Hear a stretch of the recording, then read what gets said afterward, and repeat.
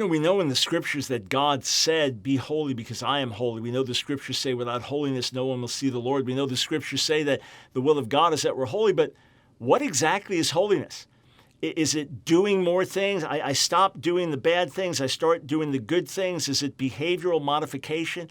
Is it fasting all the time and denying my flesh and kind of being miserable? What exactly is holiness?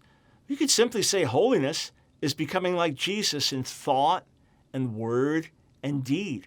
Holiness is taking on the nature of God, the character of God in love and truth and purity. And Paul wrote this to the Corinthians in 2 Corinthians chapter 7.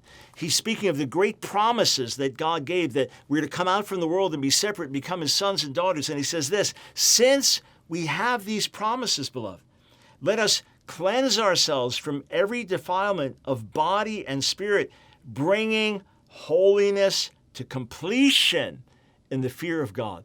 We are to grow in holiness. The moment we're saved, we are set apart as holy to the Lord. He puts us in the category of the holy, of those who are set apart. And a fundamental meaning of holiness is being set apart, being distinguished. Here, being set apart from sin, set apart to God. And now through this life in the Lord, we grow in holiness. We mature in holiness. We take on more of the nature of Jesus in our character, in our words, and our desires, that we become more and more like him. We reflect him more and more. And then one day when he returns, we'll receive resurrected bodies, perfect bodies, and we'll never sin again. We will come into perfect holiness. But we seek in this world to bring it to fullness. It is a beautiful thing.